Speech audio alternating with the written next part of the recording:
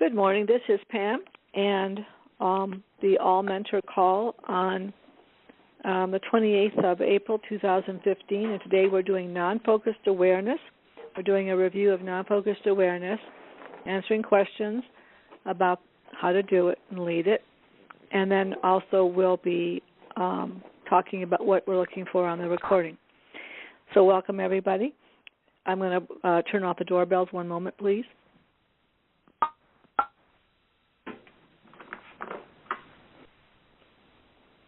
Okay, so one of the things we want to start with is a demonstration, but I wanted to say that when you're listening to the demonstration, I want you to bring your full attention into the experience of it, because learning doesn't really take place in a linear, conscious way. Learning takes place in the body.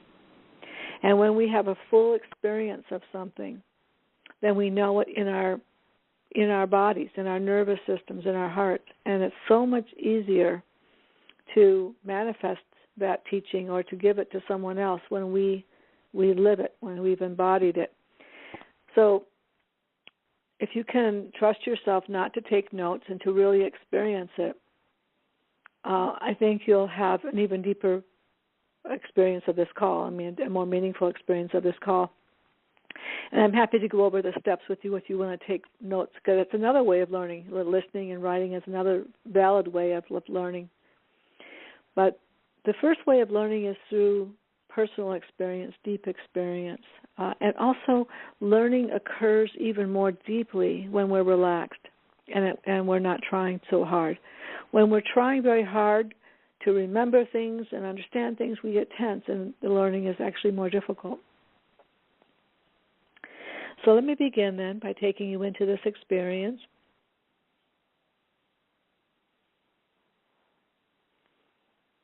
And the first part of this is to understand what non-focused awareness is really all about. So if you are in a room where you're making noise or doing other things, if you could please mute yourself, *6, that would be great for the recording, not to have additional distractions. Thank you.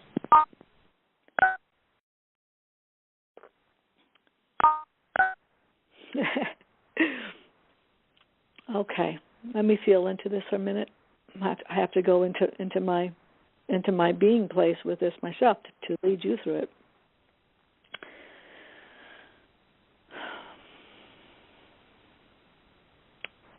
Well,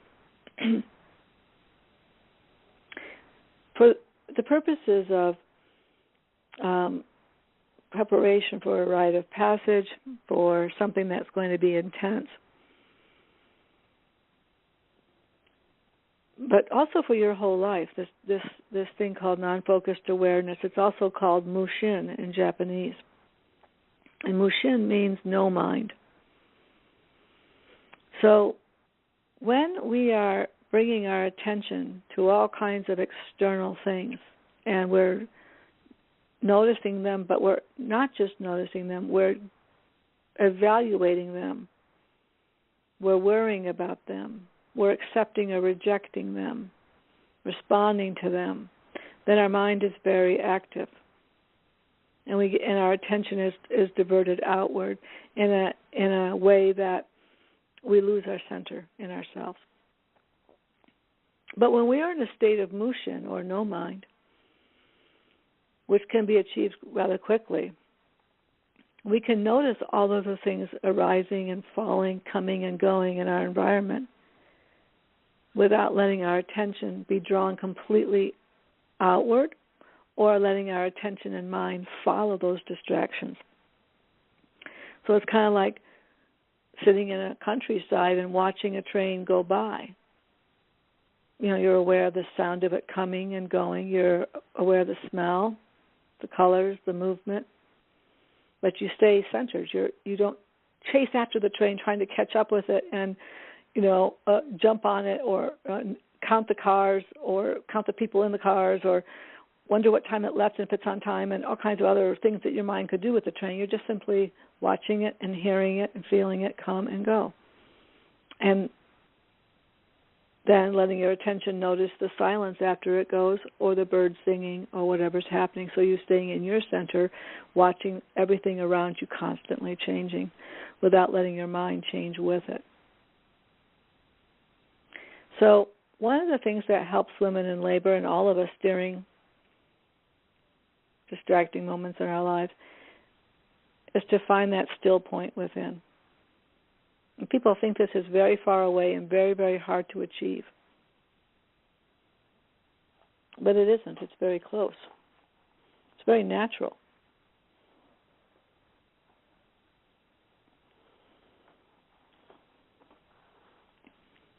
So there will be distractions in labor, even if you're birthing at home or a lovely birth center. There are just distractions. Sometimes the mind itself is a distraction.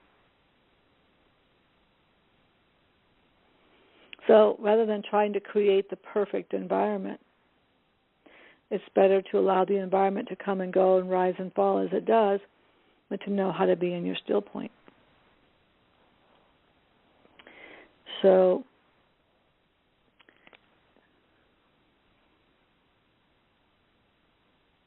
even when the mind is at rest, your senses are awake, especially in labor. No one falls asleep in labor, not really. There's a sense of expectancy and a sense of activity. It requires our attention to keep rising and falling and rising and falling with the contractions. And so the senses are very awake. So if you can use your senses in a way that deepens your concentration and introspection and center point, then it's almost, believe it or not, the more distractions there are, the deeper your meditation, rather than the other way around. If the environment was peaceful, I could meditate more deeply. It actually is a surprisingly inverse of that experience. We're going to experience that right now, just a moment to see if that's true. Now, we'll see how true it is for you. So the senses we work with mostly in labor are seeing, hearing, touch, and breath. Seeing, hearing, touch, breath. Now, seeing is different from looking, and hearing is very different from listening, and touch is extremely different from feeling. And to notice your breathing is different than the command to breathe. So let's go through that just because it's very important, especially for the partners who will be supporting you in labor if they want to use cue words. This is extremely important background.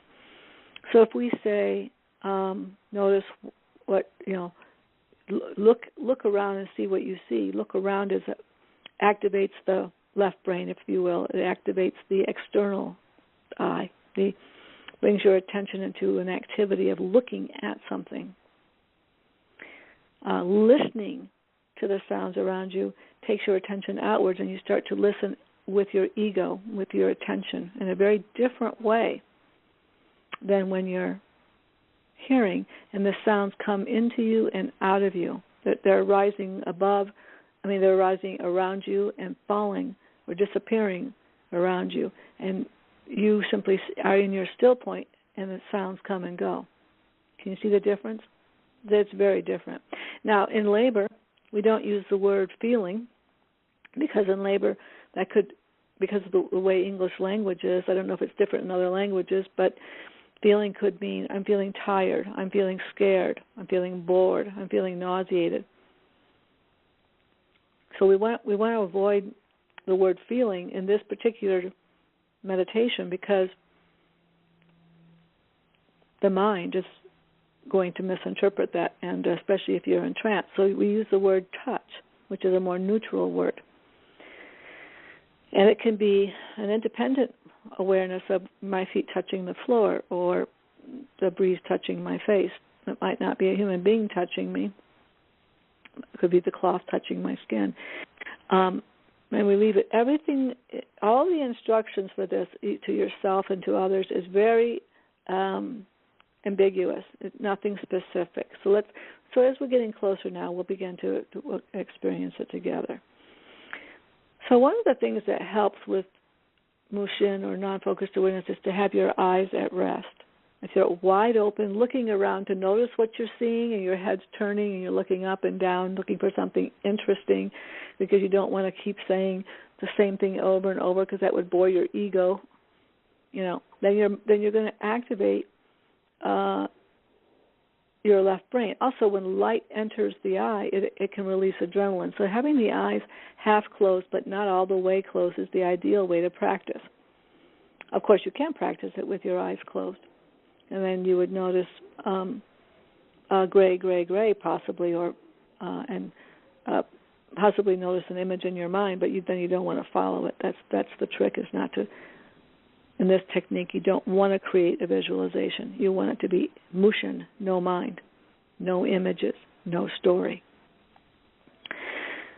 Now, so your eyes are half closed, and your muscles around your eyes have to relax. Just let them relax, and so that the vision you're seeing goes sort of out of focus. You can sort of make out shapes and colors and shadows and even movement, but you're not following them with your eyes. Your eyes are relaxed. Of course, your ears are always open. You can't close your ears. So sound waves are always going in and out, coming and going. You might notice sounds close to you or sounds far away from you. What often happens because of our inattention and our very fast-moving minds is we notice a sound when it's very loud or very close or very disturbing to us, but we don't notice it as it comes, as it peaks, and as it goes away completely. What's really interesting about noticing that in spiritual work is that if we were feeling anger or fear or annoyance, one of the practices is to notice that, to be so still in your center point, you can actually notice when that feeling isn't always with you, is it? It comes and goes, right? Even when someone says, I am depressed or I am happy, it's kind of funny, because it's like by the time they finish that sentence, that movement could be changing. But, of course, your mind can get attached to that state, but the actual experience of it is always coming and going, rising and falling. So what you want to begin to notice with this hearing is also your emotions are like that. You can sort of see them coming, hear them coming, feel them coming, peaking, and then you want to really pay attention to where does it go, when does it end, and not get attached to that state. Now, we talked about touch and feeling, and we talked about noticing your breathing, which is different from the command to breathe. So now we've got all four modalities. You may ask, well, what about smelling? Well, if you are practicing Mushin, non-focused awareness, and you happen to notice a scent arising, you can notice that. But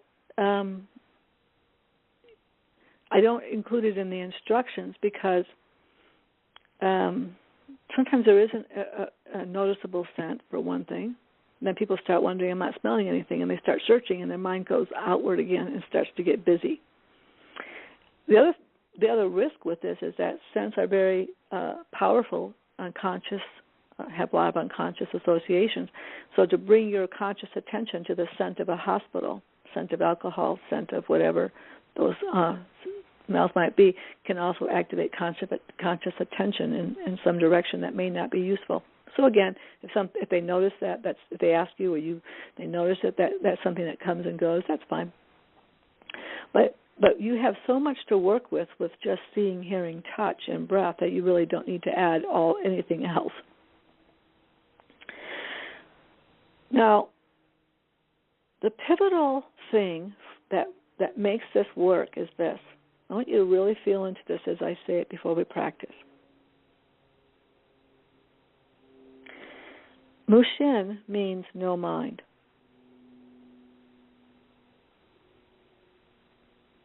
So the training here is to notice the hearing, the seeing, touching, and breathing without words, without liking or disliking,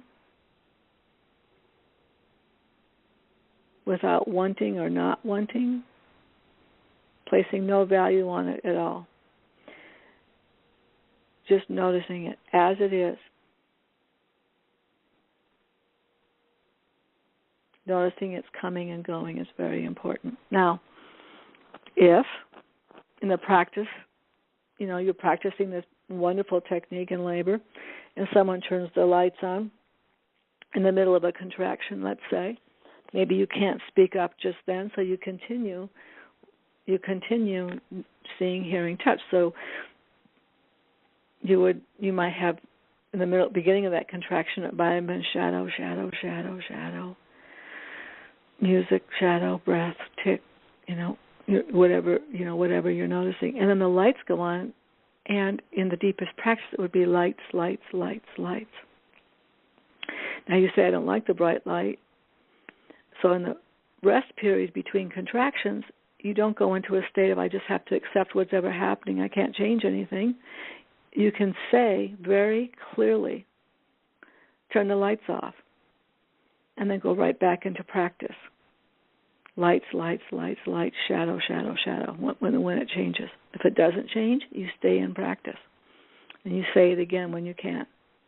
Someone's touching you and you don't like it, the way it's annoying you. You don't have to, again, surrender and accept because now I'm in motion, I have no mind, I have to tolerate these things even though they're not really working for me. Of course not.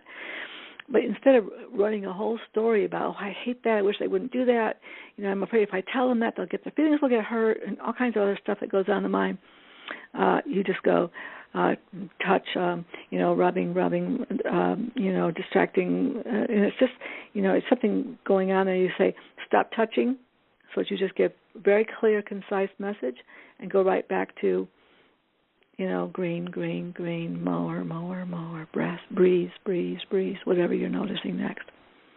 So it's a very clean way of communicating. And then you let the people take care of their own feelings and emotions about what happens for them when you tell them to stop doing it. That's something you have no control over anyway. So you let them sort that out in their own mind. All right, so that's kind of the background, is to notice these four modalities without judgment. Okay, so let me just demonstrate for you. Are you ready? So let's say I'm going to just use the room that I'm in. If I were laboring in this room or practicing under any circumstance in this room, I wouldn't go to some fantasy on a beach or some, hot air balloon floating in the sky like happened to me. We had a hot air balloon floating over my house this morning. It was kind of amazing. You don't go to some fantasy place. You're right here in this room because it's a very here and now practice. No fantasy involved at all. So it would go like, so if I were doing it non-focused awareness, so let's say I was doing it with distraction, like with resistance, it would go like this. So this is what mind often does. Tension, tension, tension, mowing, mowing, mowing, tension, tension, pillows not right, red, red, red, red, red, red, red, red, close the door, close the door, close the door, quiet, quiet, quiet, breath, breath, breath. So in the midst of that, sometimes I was just noticing and sometimes I was in story, right, in resistance. Now, if you do that often enough over a period of hours, you can get yourself into quite a knot with all the things that aren't going right and not going according to plan and all the rest of it. But let's say I'm in the same room and I'm doing Mushin. It would go like this. Now, I have to use words because if I if I do it the way you actually do it, which is wordless, as soon as you get used to it, you would wonder where I went. You would say, oh, did we lose connection with Pam? Is the phone call still happening? So I have to use words. But actually, when I really do practice, it's wordless, pretty much. Golden, golden, golden, shadow, shadow, shadow, shadow, shadow, plain, plain, silence, plain, breath, breath, breath, hand on leg,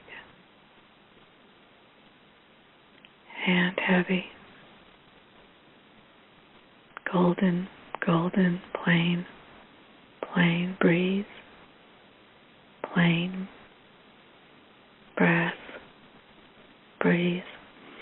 So whatever touched my consciousness, I would just notice it. Did you see how that went? No judgment, and my mind was able to move through all these different modalities as my attention moved with them. When you're in pain, you don't sound like this to yourself. Golden engine,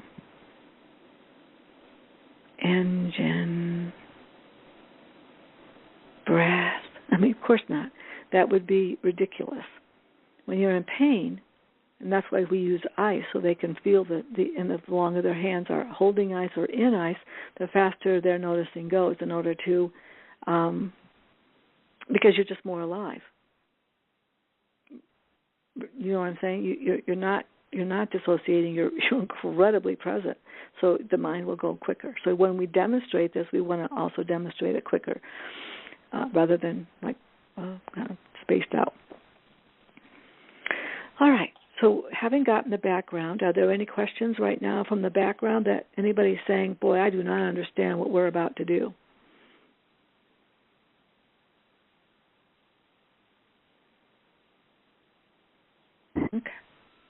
Okay. Now, before holding your ice, whether you have ice with you or not doesn't matter, but I'm just demonstrating for teaching purposes. Before holding the ice, I want you just to practice in silence with me. And because you're new at this, I'm going to guide you through the first time, just so you don't sort of space out and get worried and wonder if you're doing it right. So I'm going to just kind of a little bit of guidance to get you going, and then you're going to continue on your own before we pick up the ice, all right? So let your eyes go to rest. Notice your next outward breath.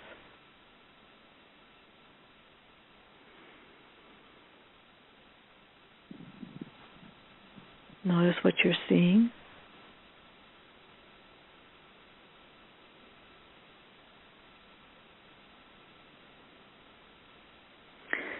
Hearing.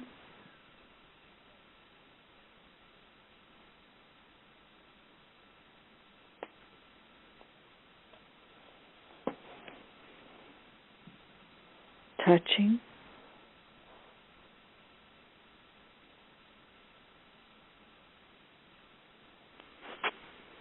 Bring your full attention to your breath.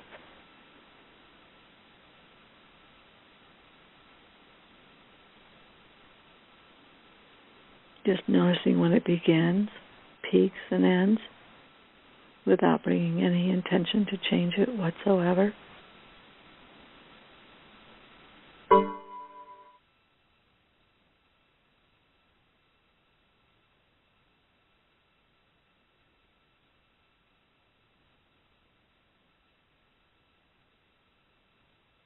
Now we're going to go a little bit deeper.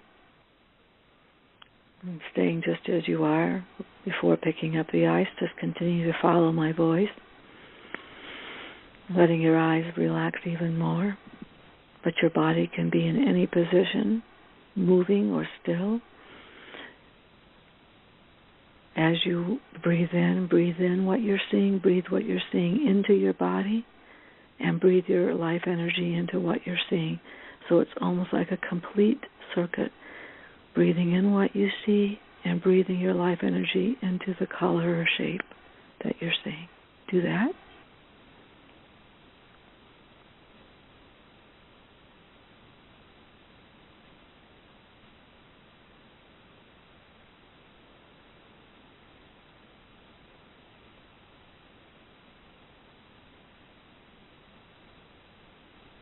Let there be no separation between you and the other. And even if you don't like what you're seeing or hearing, breathe it in even more deeply so that you're one with it. There's no separation. And now bring your attention to hearing and breathe in the sounds you're hearing, even if the sound is silence. Breathe it into the center of your body and breathe yourself your life energy into the sound, into the vibration.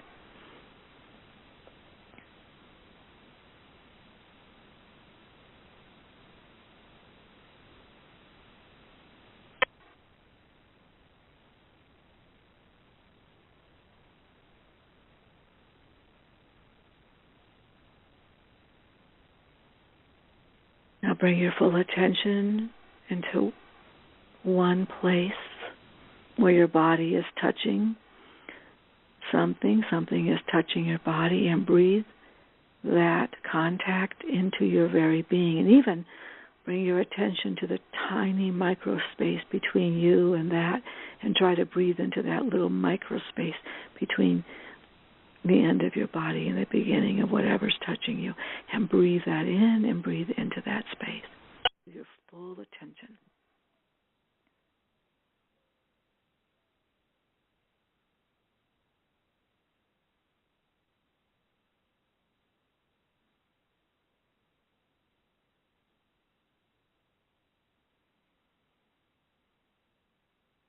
And once again, notice how your breath rises and falls, and the space between your in-breath and your out-breath, and that little space between your out-breath and your in-breath.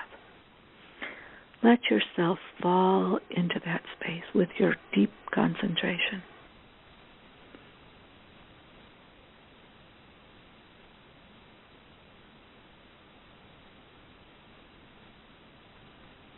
And now, without skipping a beat, when I ring the bell, pick up your ice and continue practicing. Seeing, hearing, touch, breath, whatever touches your consciousness, notice it and breathe into it. And when something else touches your consciousness, notice that and keep going until I ring the bell twice and the contraction is over. And then keep going. Don't stop, even after you put the ice down. Okay, so we'll take a break here because I know you probably didn't bring ice to the call, but let's take a moment to really feel into what that experience was like for you, and any questions you have or comments. And let's see what we can do together to explore this completely today. Shall we?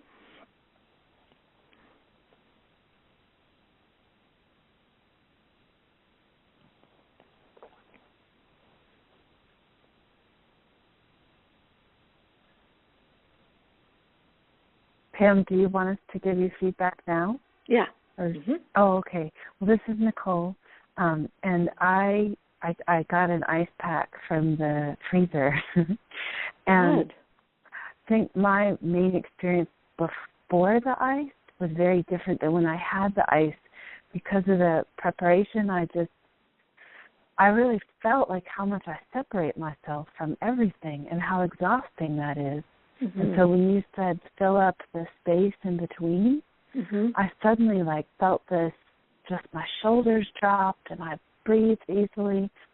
And I felt, I just got back from an international trip this weekend, so I'm really tired. And that tiredness just disappeared as I filled up, as I filled up that space and I felt my body smile. And then when we got to the ice, it was really uncomfortable, but I felt like I could just accept it and be with it. And it just, resistance takes so much energy. So that was great. That was my experience. Thank you for sharing that, Nicole. Yeah, that's a beautiful thing. Resistance and separation. And when we're resisting and separating, we're also contrasting what we think should be and what is, or who we should be and what our actual manifestation in the moment is. And when we drop all of that extra, that mind, that story, the comparing and contrasting, and we just move into the moment, we're very much more expanded. And the intuition also is much more accessible to us because our mind is not in the way. Thank you for sharing. That's a wonderful example. That I'm forgetting your ice pack too. That's great.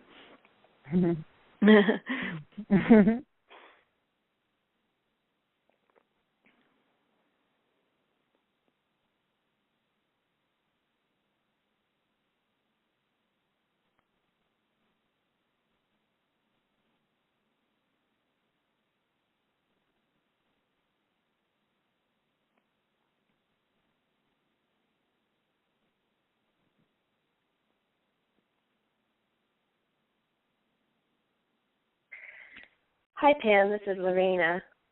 Hi. Hey. I came on the call a little bit late, and I just had this really interesting and slightly embarrassing, but I think I'm going to share it because it was so cool, experience while listening to the non-focused awareness guidance, because I had to use the bathroom while you were doing it. And so I ended up being sitting on the toilet listening to you, and I just went straight back into my birth and felt how relevant that was to practice non-focused awareness while peeing or while having a bowel movement, to just get myself more aware and comfortable with that part of my body. So I just kind of had an aha moment, like, wow, this might be a good place to suggest moms practice this in their daily lives, because, hey, you're sitting down still anyway, and there might be some discomfort, not necessarily. There might be some emotional or psychological or whatever discomfort that comes up to, this isn't an emotional practice, but one of the things we want to do is, one of the instructions we give at the end of this module for parents, after they've practiced it and they've asked their questions and then they practice it again so that everybody leaves with mastery, at least the beginning level of it, is we send them home to practice this every day. And there's 2 ways they should practice this, and it's so delicious. There's more than 2 ways you can, but one is practice it during something ordinary every day, like cooking, which means you have to almost be cooking quietly. You can't be chit-chatting too much because it takes a lot of concentration. Or if you do have to talk, ask a question, give some directions to somebody, then go back into your practice. And then if you have to answer, go back into your practice when you're done. So this trains them to be able to do this during the activity of labor. We have to take a walk. We have to roll over so the doctor can check. We have to have an IV put in or something, right? Oh, now I have to stop practicing because this is distracting. No. If you can continue this practice while cooking, while making the bed, while gardening, while eating, while going to the bathroom, while taking a shower, if you can stay in practice during the ordinary activities of your life, then, well, for one thing, your life becomes more and more centered because you're in Mushin most of the time. You're more connected to yourself and nature all around you. But the other time to do it intentionally during training period is doing things that are really hard for you. A phone call you don't want to take, the little beach ball of death spinning on your computer, where you get, not again, or someone's late and you're waiting impatiently, and or you're late. All the kinds of ordinary things that normally create a whole story and spin in our heads and separation from ourselves and others. Bring yourself into practice, which, again, doesn't mean you can't make a phone call, reboot the computer, even take care of business. It's just that you do it from a place of being in the center rather than trying to control something out there or judging it. So this practice, the more you do it during the day, every day, for days and weeks at a time, it almost becomes an automatic way of doing and being. And the more automatic it is before labor, the more likely a person is able to use it in labor without guidance. You can use it in labor with guidance, which we'll talk about in a minute, but Because what we do in labor, what are we doing when we're under stress? What do we do when we're in stress? We usually go to our default, which is the way our mind spins in stress before labor in our lives as a habitual way. So if we can get our minds really entrained to mushin, to no mind, to being present and doing what needs to be done without story and judgment, and there's less verbal activity, then when we're in labor and we're doing it intentionally, it'll be much more easy for us to find that path. If we only do it once in class, we say, hey, that was really cool, I'm going to do that in labor, but we don't do it a single more time between now and labor, 6 weeks, 4 weeks, 3 weeks before labor. It's going to be a technique. It won't actually be arising from the nervous system. And when things get really hard, you'll go back to the default, which is the mental, habitual way of thinking, judging, controlling, whatever that is for you.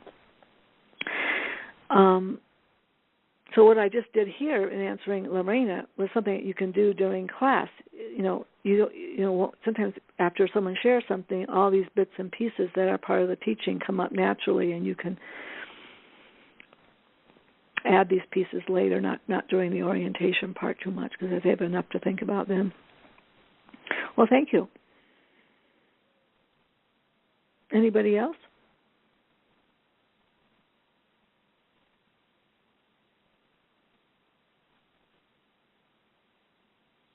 Did anybody not have a positive experience with it? Was not able to follow it?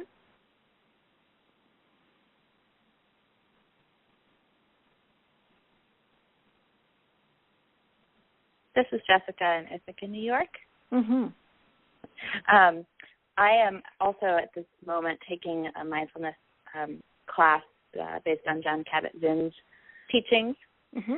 And so it's very familiar and very similar to this approach.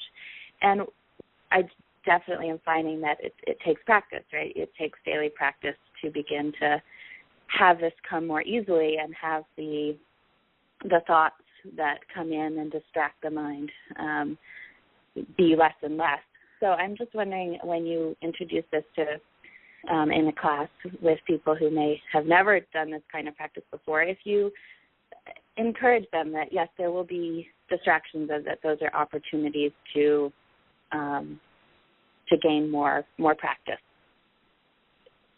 To not set up an expectation that just after a week this will come easily.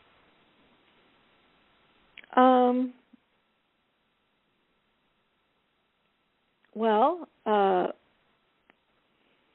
I don't know that it's all that hard to do in normal daily practice. I mean, I think, again, if you're under a tremendous amount of stress and of labor and making decisions and fatigue, and I think then without practice it's hard to bring in something new.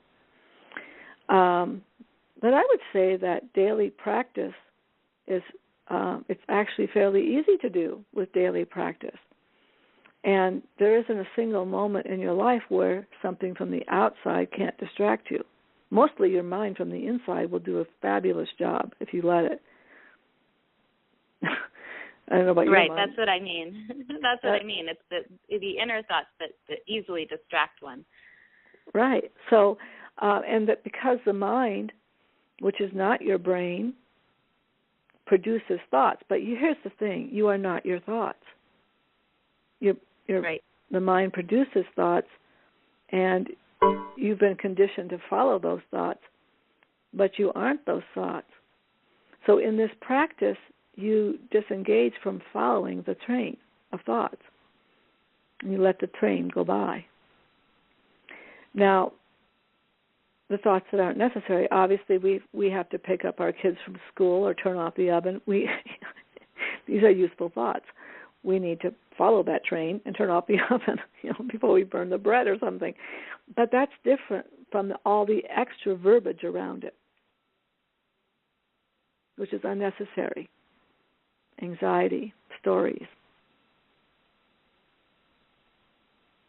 Right, and so maybe I haven't asked the question right. Yeah, I was just going to ask you, so what are you asking? Yes. I have a feeling. I'm asking, if you, I guess, give parents that permission to know that they're not doing it wrong if their mind wanders on occasion, that all they need to do is bring it back, and that's normal for the mind to wander and to introduce these distracting thoughts. Exactly, or rather than wander, to almost like attach itself to a passing thought. Right, right. Yeah, I mean, right. Of course, the human mind does that. It's been trained to do that, and that with practice, and for some people, it doesn't take all that long. I mean, it's very present. I think the natural state of mind is peace, and the conditioned state is whatever it is, a lot of neurotic stuff. But with practice, it's easier and easier to maintain longer periods of peace. But yes, if something comes, you remember, I should send an email. I should do this, or I should do that. So either you have two choices: either get up and do it, because that's what needs to happen next, or make a note to do it later, or let it pass by because it's just another thought. So I mean, this is the point where it becomes very real and not kind of goofy spiritual, New Age nonsense. It's like, if a thought comes, I should do this, then do it. And if you just do what needs to happen, I need to go to the bathroom, get up and do it. Don't have a process about it. Then, and while you're doing it, you stay in practice, seeing, hearing, touch, breath, as you're going through that activity. When I was learning this, which was now 26 years ago, I've been doing this for 26 years, daily. And this has layers and layers. This takes you to places I can't even tell you, of deep abiding in the heart, in love. It's fantastic. It's endlessly fascinating. But when I was first learning it, I remember one time I was sick. I was vomiting, and I was in practice, and I got sick. And I remember this, a very interesting experience, that I kept doing it calmly all the way through that. And someone said, they asked me how I was, and I was truly, I said that, it was truly fine. There wasn't all this resistance and stress and, all the stuff that goes along when you feel sick, sorry for yourself, and, I shouldn't be sick, and what did I eat, and all the stuff that goes on. None of that went on. And I had another experience with this when I had my car spun on the ice, and it was flying into, it was going to slam into the side of a mountain. And I was actually driving in non-focused awareness, like a light. I didn't go too deep because you're driving, but I was kind of. And I said, well, this is a great time to keep going. So I kept going as the car was spinning, and as it was going, the car was doing what it was going to do. I couldn't really do much about it at that point.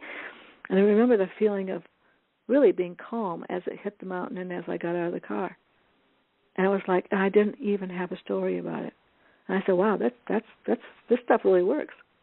And because I've used it so much in my life I can't even tell you all the things, but I know the potential of this sustaining you through really intense moments. It's not a theory to me. So the more that you all practice it, and with a deep commitment for your life, when you teach it, you'll teach it from a very grounded place, because it is possible, and it's extremely accessible. It's closer than your next breath. There's nothing hard about it. What's hard is following your mind through life.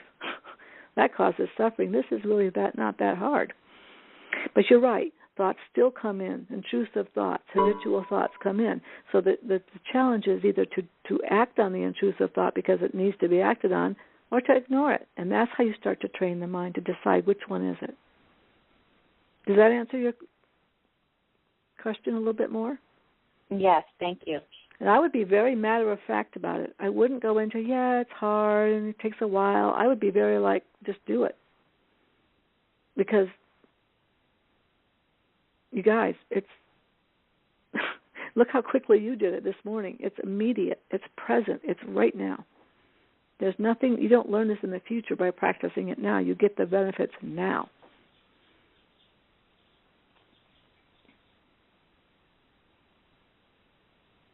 Okay. So is anybody actually teaching this and having weird results, or have a question about how they're teaching it or what to do differently?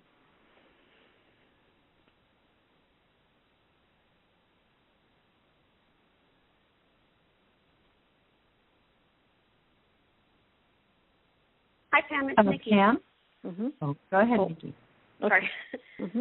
Pam, my question is about when we get to the part where we're introducing other stimuli, like a ringing phone or tapping or, some kind of distraction. Mm-hmm. When I go back and process with parents and ask what works, they might say, well, I didn't do hearing. I just did seeing, touch, breath. But in my mind, my story is, well, are you really being with what is then in that moment with what may be an annoying sound sensation? So I was wondering if you could speak to that. Well, that's a very interesting thing, that someone would stick with just seeing and breath and they would omit hearing intentionally. Because hearing is almost the most impossible one to omit because you can't close your ears. The sound waves are going in. Mm-hmm. I find that fascinating, just first of all. First of all, I don't even quite understand how that could even be.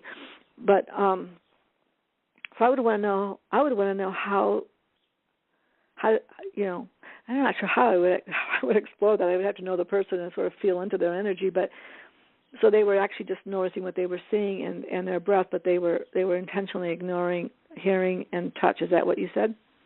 That's correct. Yeah, and I feel like they're in avoidance when they're doing that. Well, so let me. This is I'm a little stumped by it, to be honest, as you can tell. So let me think into it for a minute. But your question was a very good question because you said, but you're making auditory distractions in the room, and so my question to them would be, when I intentionally made that distraction for you, you heard it because you're talking to me about it right now. Did they talk to you about it? Yes. So they heard it.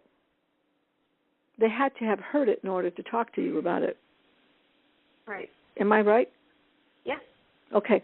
I want to make sure that I'm right, because if ever I'm not right, you have to, we have to dialogue, because I can be making assumptions, because I can't see your face to see if I'm on target.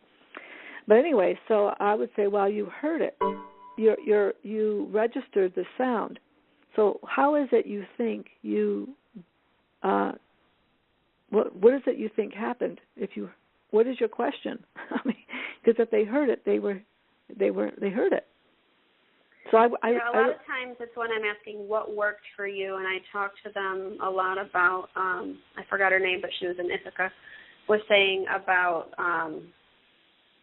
now it's escaping my mind, kind of making a recovery, right? That monkey mind comes in, that we get distracted. How did you then recover? Well, okay, now I think I'm understanding. So when she heard, let me see if I'm understanding this. So you made a tapping sound or something, and they said they noticed it. But yes. Are they saying it bothered them, or it didn't bother them, or are they saying what happened? What happened? It could go either way, but sometimes they'll say, "Oh, I didn't like that," so then I just focused on what I was seeing. I just looked at the pattern in the rug. Ah, now I'm understanding. Thank you. Now I'm understanding. Okay, well, I would be very firm. That may work sometimes.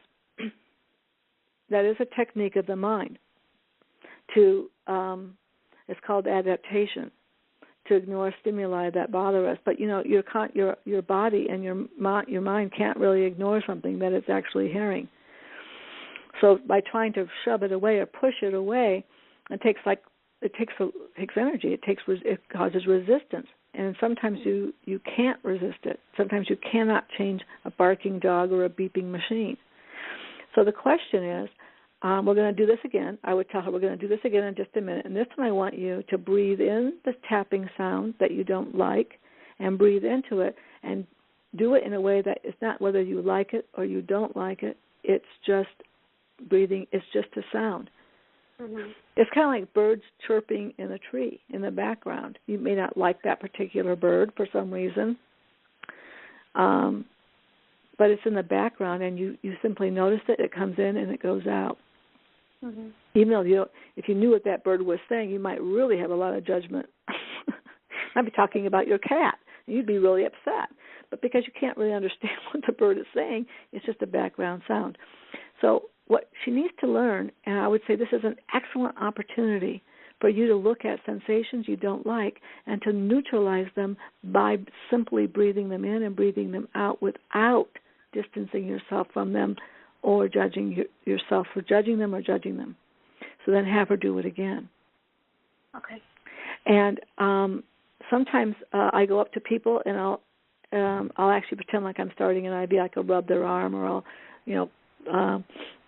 pretend like I'm taking a blood pressure, squeeze their arm or something like that. And if they look at me, I'll say, no, don't stay in your center. Don't give your attention to me. Notice the touch and the sound, but stay in your center. So we're going to do this again. We do it again until they get it. Well, once they experience the difference between ignoring and being in the center and not judging, their eyes get wide. They smile. They look like they just discovered, sliced bread or something for the first time, and it's really a beautiful response. Like, wow. I said, that's your personal power. So let's do it again so you can really experience what that's like. Now, speaking of distractions, I don't know what you're doing exactly, but I do want to say this to the group. We hear recordings a lot. Sometimes people do so many ridiculous things in 60 seconds that it loses its potency. It's almost like a joke. So what I like to do is, if you're going to turn on a radio so it's a little off station, that's the only thing you really have to do for 60 seconds. That contraction, or 30 seconds of it, or whatever you're doing, right? You don't have to turn the channel and then close the door and also put ice on someone's neck and run around doing all kinds of millions of different. Just do one thing and make it sort of reasonable, not too outrageous, where it makes people laugh, or it's not I don't know how to say real, but so make it just be something something kind of not too dramatic, and I think you'll actually get more mileage out of it. So whenever someone says that they didn't get something or they didn't like something, sort it out with them and do it again and again until they understand how this thing really works. Don't just say, well, it doesn't work for everyone, or next time do this and then go on with the class, because if you don't do it right then, with guidance, with support, they'll probably never get it, because it's an embodied experience. It's not an intellectual one.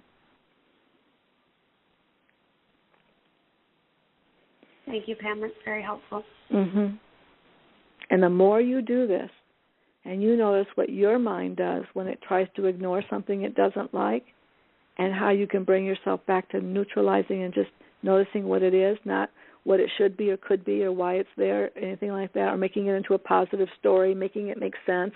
Anytime we try to make something better by telling ourselves a different story about it, we're not in Mushin.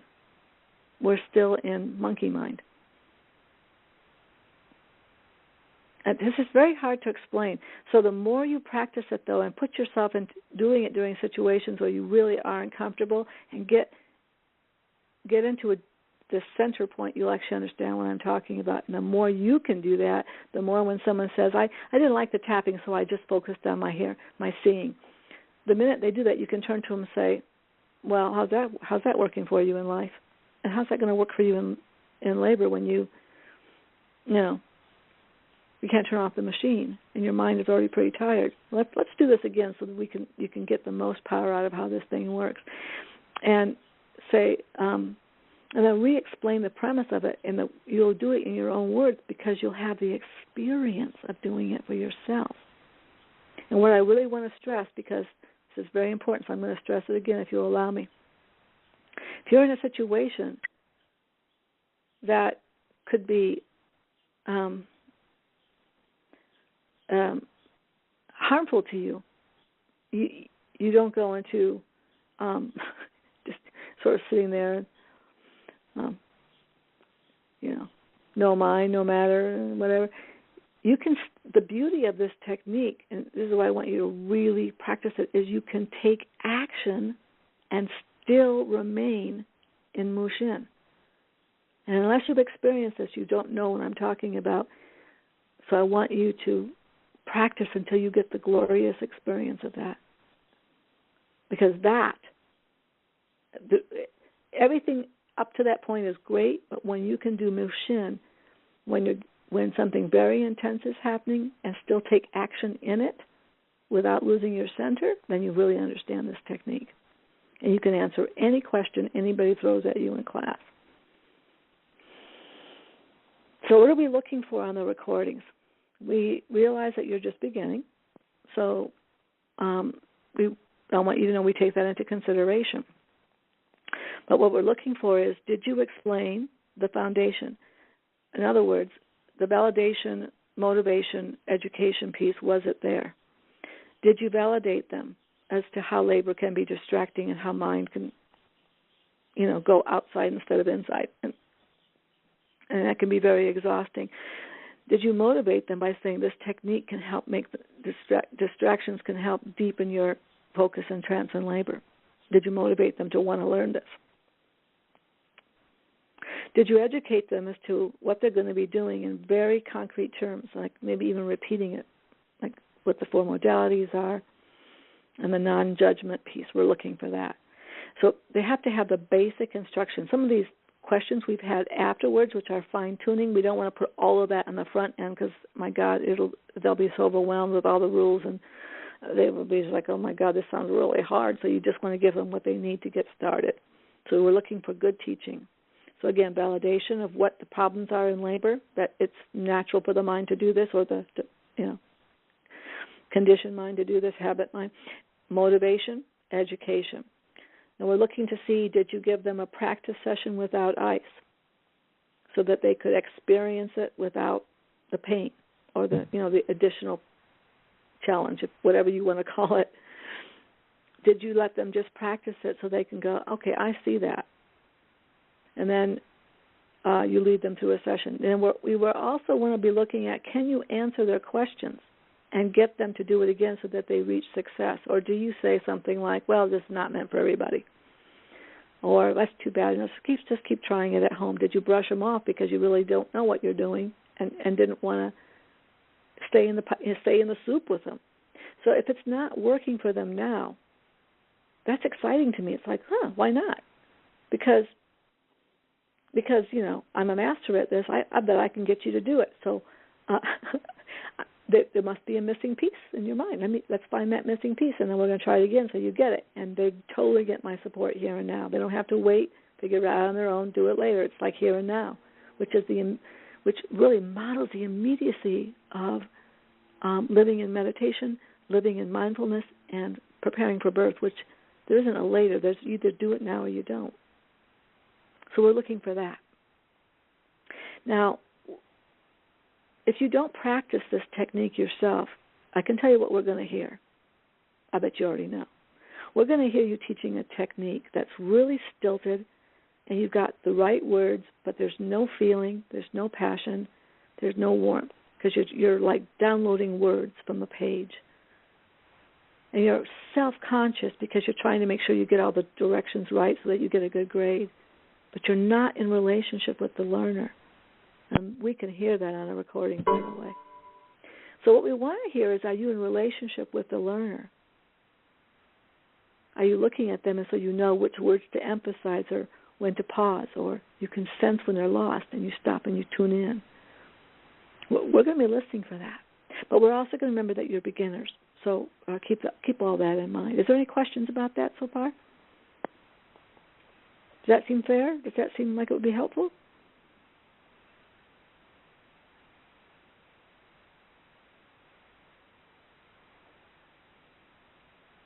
Yes. So far, so good?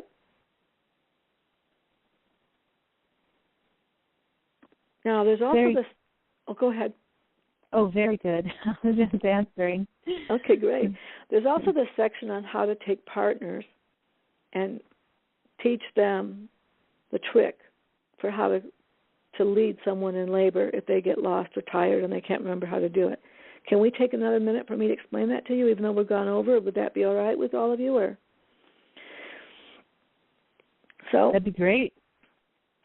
What you do with partners is you say women in labor have they tend to about halfway through go into a very nonverbal state, and so the fewer words you use, the better. So I write on my board, these are the 4 words, and I have them put them in the wallet: seeing, hearing, touch, breath. And I look at them and I say, just remember, it's not looky see, touchy feel. It isn't that. It's these 4 words. And they kind of nod, and I say, so if you say to her, I want you to look at the flowers on the wall, look at the open window, listen to the birds, listen to the motor on the computer. It's too concrete and too many words, and she can't follow that. And she can also go into resistance because maybe she was tuning into the music, and now you're telling her to tune into the birds. So she either has to go with you or she has to get mad at you. So it's better to be ambiguous than specific so that she can pick and choose what she's noticing. So that's my first instruction. In fact, sometimes I even model it for them. I say, okay, guys, pick up the ice, and I'll start bossing them around. Look at this, hear that, feel this, and I'm ready to throw the ice at me because I realize you can't meditate when someone's giving you direct commands and lots of words. You have to have lots of silence in between in order to do it, so they understand. By doing it wrong, they get how not to do it wrong. So do it to them. But be sincere. Don't be being so silly that it loses its potency. The next instruction is this. If you have used this in labor, you will know this already. If you haven't, may I suggest something? When I practice with ice, like my hands in ice, or 2 hands in ice, both bowls of ice, I notice how long can my mind focus on one thing before it wants to move. And when I went to watch women in labor, I studied this for many years. I was very interested in all this, but way back, 20-some years ago. And I noticed about every 2 exhalations, they would shake their head or they would look up, and it was a cue to me that they were distracted. They couldn't focus on that modality anymore, or the monkey mind wanted something new or something, and especially if they were just learning it in labor. So that's interesting because that's about how long I could focus on it with my hands on ice. So whether this is absolutely true for everybody or not, we have to have some guidelines, right, so we can increase success. So I would say, tell the dads, every time she's finished her second exhalation, just say the next word. And whether she's going to follow that particular modality or not doesn't matter. It just lets her know you're there, and it keeps her from chasing that train. So if you say, you just finished with breath, and she's looking like she's starting to shake her head or look like open her eyes or look like she's restless, just go breathing. Just go seeing, and then you'll see her focus. And the minute she starts to wiggle, or just like she's not focusing, hearing. And of course, somebody on this call mentioned that if there's a loud noise, you don't go to seeing, you would go to hearing. Again, you could do hearing twice in a row. In some ways, what you say is less important than just saying something to make her stay in the practice when she's exhausted and in pain. And then have them all separate in the room and have them try it out. And if somebody was doing it too fast, or whatever, get that feedback from get some support. Have them do it again right then and there till they get it right. Just do it again. It's a minute of their lives, big fucking deal. Just get it done right. So I often will role model doing it really fast because sometimes dads who are nervous go seeing, hearing, and I have the dads hold the ice while I'm doing it, hearing, or put them in a bowl of water, ice water, seeing. I do it with a kind of a bossy voice. Seeing, that's good. Okay, hearing.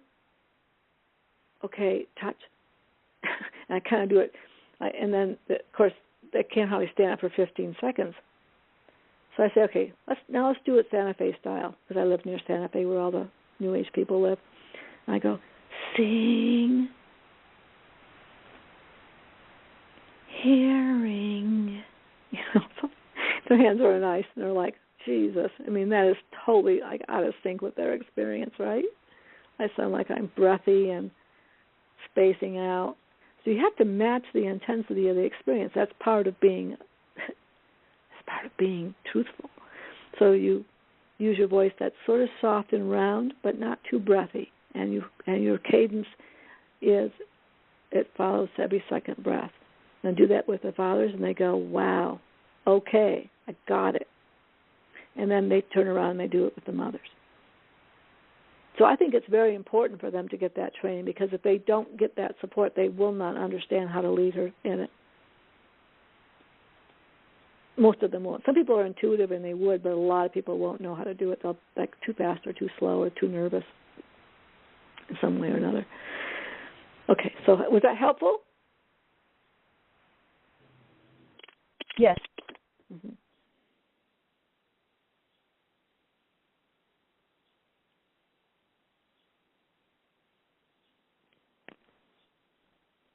So,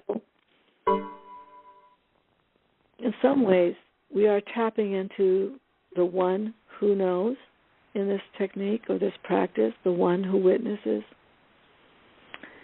So while everything on the outside is always coming and going and changing, there's some part of us, the true self, that is never changing. When you were a child or a teenager and a young adult, you believed certain things. You thought a certain way that you no longer think. Even in the course of a day, what you believe and think can change. So everything is changing on the mind and in the world around us, but there's something within us that never changes. What is that? Who is the one that sees and hears and senses without having a story about it? And that is the true self that can be living in this changing world and still be happy and divine and literally fearless. And when we do this practice and we enter into it completely for that one moment, the practicer is not focusing on what she wants. She's not focusing on the past or contrasting the present to what she thought it would be in the past. She's not thinking about the future. She doesn't have any idea about herself or what, she's no expectations of others or herself. She is just now in this moment. So there's no mind, there's no effort, there's no thinking, there's no memory, there's no pictures. In just this one moment of deep practice, she is empty of any intention. Her senses are sensing, her body is breathing, the heart is beating, the skin is sweating, the cervix is dilating. But she doesn't have to think about that or anything else at all. She just has to be witnessing from the center, the still place, while everything around her is moving. And that's the power of this. So I wish you all happy practice with this today. Thank you for coming. Thank you. Bye-bye. Thank you. Thank you. Bye-bye. Thank you. Thank you.